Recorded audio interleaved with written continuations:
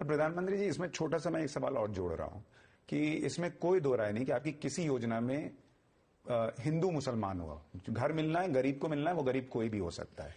लेकिन 2002 से आज 2024 हो गया, हम और आप किसी सामान को खरीदने जाएंगे तो 2 साल 3 साल के बाद शायद नहीं खरीदेंगे, कुछ नया ट्राई कर लेंगे।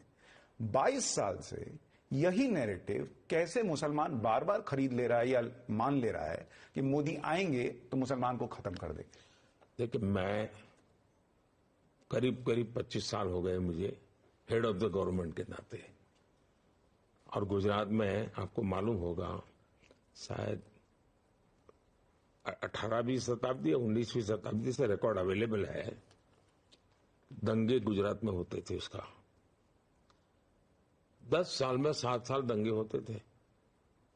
2002 के बाद गुजरात में एक भी दंगा नहीं हुआ है।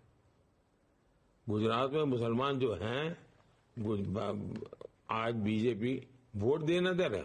दूसरा, मैं आज पहली बार कह रहा हूं, मैं कभी इन विषयों को लिया, मैं मुस्लिम समाज को कह रहा हूं, उनके पढ़े लिखे लोगों को कहता हूं कि आत्ममंथन करिए, सोचिए, देश इतना आगे बढ़ रहा है, अगर कमी आपके समाज में महसूस होती है तो क्या कारण है?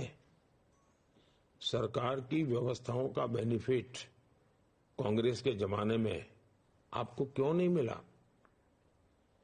क्या कांग्रेस के कालखंड में आप इस दुर्दशा के शिकार हुए हो क्या? आत्ममंथन कीजिए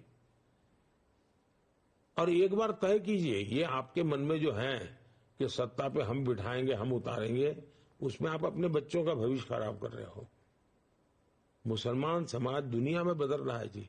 आज मैं गल्फ के देशों में जाता हूं, इतना सम्मान व्यक्तिगत रूप से मुझे मिलता है और भारत को भी मिलता है। उन सबको लगता है हमारे यहां विरोध हो रहा है।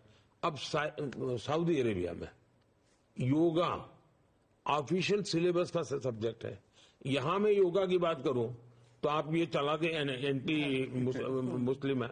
मैं गल्फ के देशों में जाता हूं, ये सारे अमीर लोग जो है हमारे साथ बैठते होंगे, लंच या डिनर में जरूर मुझे योगा के विषय में पूछते हैं कि मोदी जी इसका स्पेशल ऑफिशियल ट्रेनिंग लेना है तो क्या करना, कैसे करना।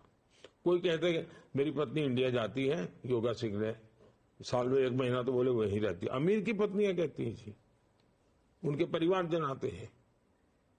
अब यहां उसको उन्होंने हिंदू मुसलमान बना दिया, योगा को भी।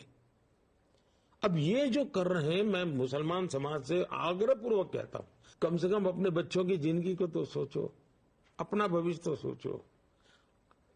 मैं नहीं चाहता हूं कोई समाज बंधुआ मजदूर की तरह जिंदगी जिए क्योंकि कोई डरा रहा है।